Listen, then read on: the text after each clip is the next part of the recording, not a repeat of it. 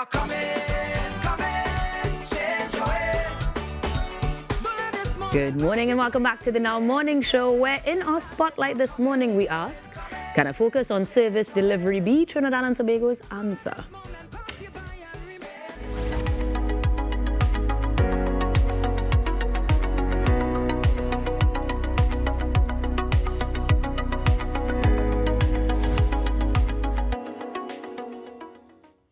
Inside your spotlight this morning, we're focusing a bit on service delivery. Can it be the answer? The answer to what question? Let's find out from Richard Solomon, the Managing Director of Development Consulting. Good morning to you, sir. Good morning to you and to all of our viewers. How are you this morning? It's a little earlier than normal. So, but we did. But you're here for the cause, man. Yeah, man, yeah. We So, sign up for this work. what's the question we're trying to answer with service delivery? Well, the way it's posed here, can it be the answer to the challenges that bedevil the nation, some of the big ones, crime, infrastructure, etc. All right, so let me focus on where's our service state at now?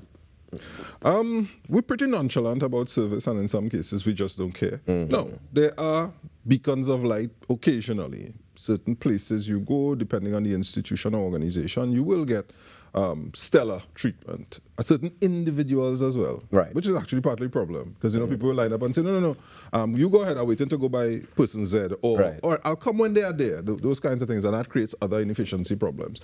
But generally, we're pretty nonchalant as a nation. Why is that? I think it's a few things. I mean, one, I think as a nation, we really just have not had to focus on that. And so if we were to say we're going to focus on that now, what would it take to make that transformation happen? Because if we never had to, we blessed with oil. Yeah. Right? So money was never a problem for us to earn forex, to earn income as a nation. Yeah. Never been a problem. Yeah. So we get spoiled a little bit, right? We don't have to worry about where the next dollar coming from. We never used to have to, right? Yeah. So how do we now change that mindset out to focus more on serving and service? Yeah. We have generations of people who have grown up with exactly what you've said. Two quick pointers. Just a reminder that as a nation, we've always been rich. This is important to note. Yes. We've always had money. Dr. Eric Williams famously said, or infamously said, money is not the problem. You know. He also waved a check, drawn at the chancellor of the exchequer to buy what is now CAL. As a signal to the world. He said, it's not me, that we are ready to become independent. Right. Talk about a flex, right? As a nation. A proper flex. Right, and he also said we will not replace one form of colonialism with another. The second form was tourism. Right. So we have grown up in this thing about, well, we don't want to try too hard. You know what I mean? Tourists are treated, not too badly, but kind of nonchalant in my opinion. Well, yeah, they're welcome to come and be a part of things, but we don't pander to them. Precisely. Right. But we also don't do it to each other. Right. Yeah, it's okay. And interestingly, I mean, you have to now differentiate between the private and the public sector. Okay. So the private sector is supposed to be fighting for their dollars. And I guess they do some of that. And there are some places in the private sector I have found that the service is stellar. Not many. I haven't really experienced many. In the public sector, though, it's generally poor. Why is that? Accountability. I think accountability is a big one. And the reason we pose the question the way it is that if we were to do the following: one, listen to what the customers are saying. We are the customers for the nation. Two, and I talk about this in my book, The Signature Service Strategy: map, manage, and measure the customer experience. So what do we want to have? What is the delivery that we want? And then work backward. From the intention that we want. We say, okay, you should be able to register a company, let's say in 2 days. Right. I'm just using that, provided that all your documentation is in order. Right. Now, if we work backward, there are a bunch of systems and processes and skills and people that you have to align to make that happen. That doesn't just happen because you say it, and many people make the mistake that service is about the people that you meet on the front line. Of course, they are important, but all that goes on in the background is probably just as, if not more important, in order to make that delivery. So the smiling and welcome and good to have you and please come again, all of that is beautiful and sweet, but it doesn't really deliver the product to the individual. So you have to adjust all of those things in order to make this happen. Do you think businesses or even the public sector sees that as important? Two very different animals. Yeah. So businesses, I think they tend to see it as more important.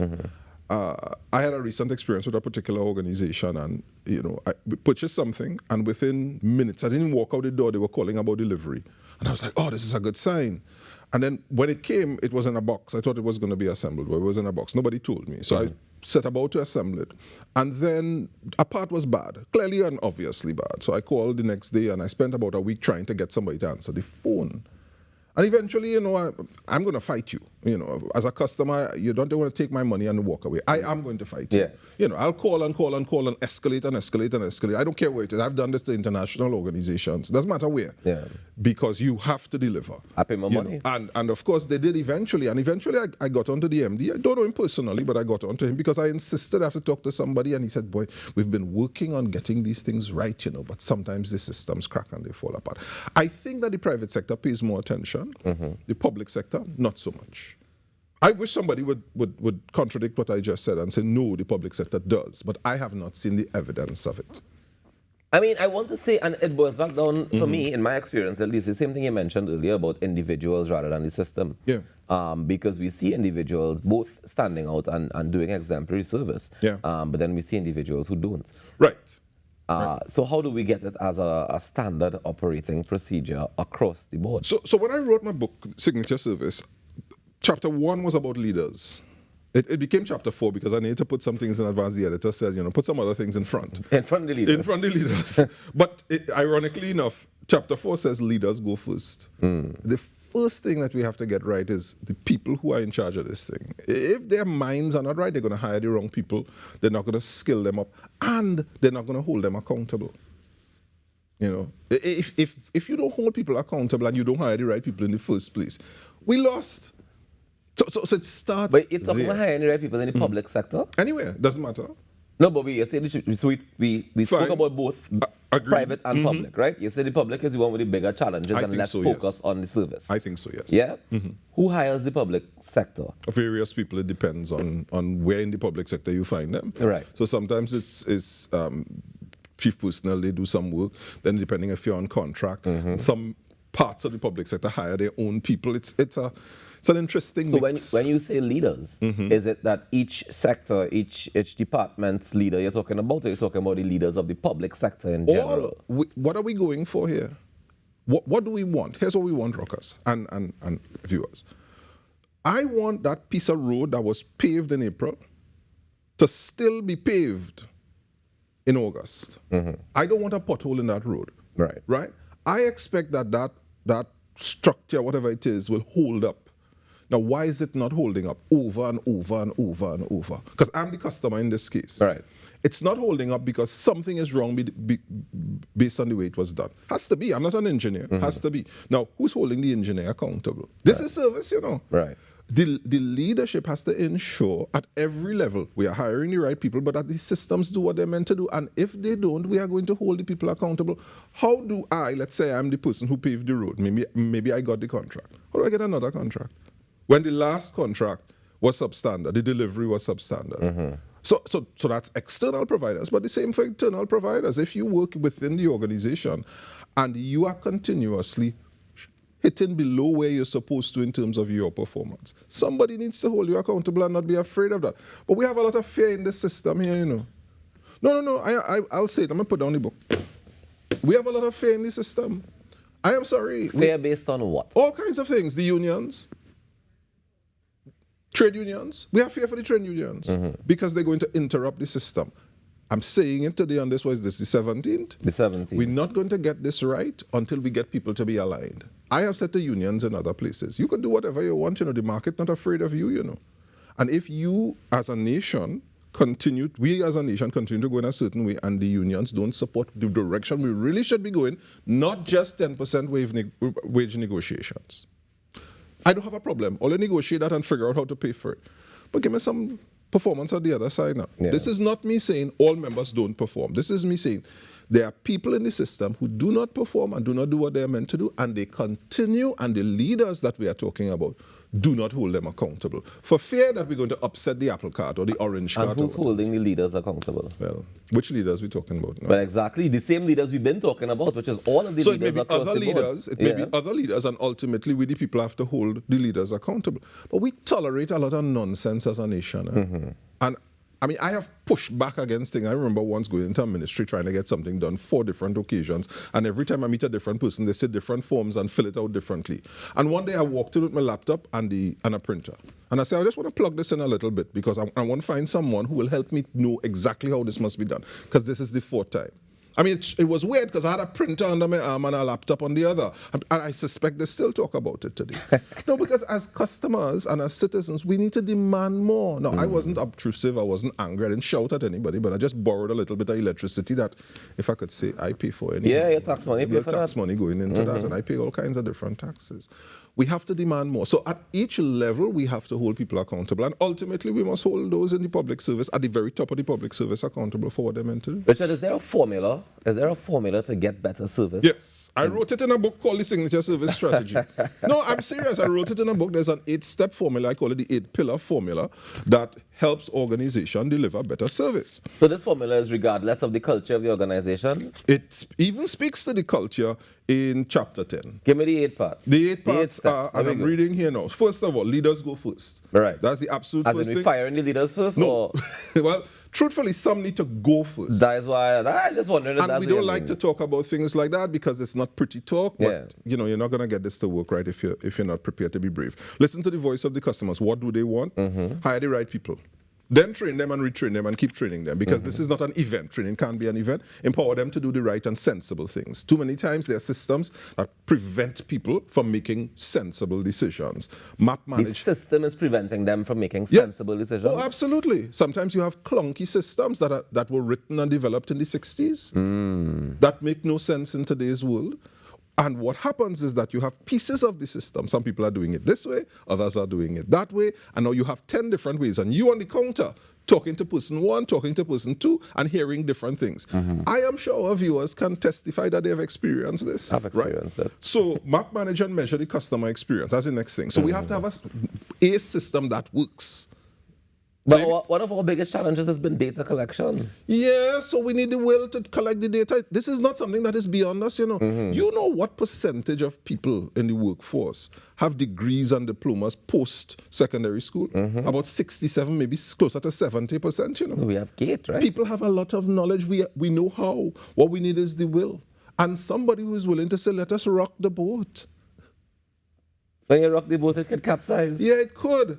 And you could drown. It's and that's possible. The same, it goes back to the same fear that we were talking about. And some people are going to get out of the boat, and that is okay. What are we trying to do here? Build a nation, or are we just trying to stay comfortable? A lot of people are just trying to survive. Let me tell you something. This is not going to work out well for Trinidad and Tobago. Eh? This thing about let's keep going as we've been going, it's not working well. It's called boiled frog. We keep getting comfortable in more and more difficult situations, and we haven't had leadership that says, okay, enough is enough. It is time that we figure this thing out. We are not afraid. You can't be afraid. Leadership requires fearlessness. Map, manage, and measure the customer experience, and the last one is craft the right culture, which is the hardest one to do. But it's possible. There are organizations in the world who have looked at how they've operated and said, hey, we need to do differently. There are countries that have changed their operations, you know. But it does not take the kind of leadership that says, okay, everybody must be happy, and okay, we must all go along. Sometimes we're going to have to rock this thing so that we get it to work the way we want to. Sometimes we are sitting down, you know, there's a story of the dog sitting down on a nail, crying out, and a man stops and says, why is the dog crying? Because he's sitting on a nail. Why he doesn't move? It's not hurting bad enough for him to get up. Many of us in this nation, many companies, many organizations, public sector organizations in particular, sitting on a nail. The people are grumbling and crying, but not crying out loud enough. It's not hurting bad enough. But this will implode at some point, you know. At some point in time, we won't be able to afford the inefficiencies anymore. And we can't keep hoping that we get more money from oil, we get more money from gas, so that we could pay for inefficiencies, because that's what we are doing. We are paying for our inefficiencies with the rents from oil and gas. What should be the next move then? Next move, we need someone with real power in this country to say, this is it. This is what we're going to do. Figure out what the future looks like, and let's begin to work. No, not tomorrow. This is not some administrative thing. Immediately, we must figure out what do we need, what is the future that we want to create in terms of pick a thing. public sector efficiency. Just pick that. I mean, it's broad. What does efficiency look like? And let's start to reverse engineer. Let me tell you, Rockers, there are people in this nation right here moving around who know how to fix this thing, you know. Oh, yeah. We go to other places and help them get their houses in order. It's possible. So why we don't do it here then? Is it that we need to get paid for it? Well, people need to be paid for their work. There's no issue. We're paying right now. I know, but what I'm saying is, if you're telling me that there are people here who can do it, what is the challenge with them actually getting done? Now, those people don't make it to the places that they need to make it to. They're not selected for those things in this place. This is my country, you know. I have a passport, birth paper, and all the pieces. I was born in Shoguana. I'm Port of Spain. I live in Shoguana. This is my place. I know this place. And one of our challenges is the people who can actually make a difference with some of these things, they're silenced. They're sidelined. Why? Because they're not popular. Some of the messages this message I am delivering right now is not popular. There are people who would say, oh gosh, you want to upset the thing? I do. And a good Tuesday morning, you come to just sour the vibes. But it's only invite me here. But what trouble? Let me send you on your way this early morning. Richard Solomon, thank you very much for joining us, sir. Always giving us some great food for thought, and we definitely appreciate it. Enjoy the rest of your day. And you too. Ladies and gentlemen, we take a quick break and we come back with more on the Now Morning Show. Now we build the nation together.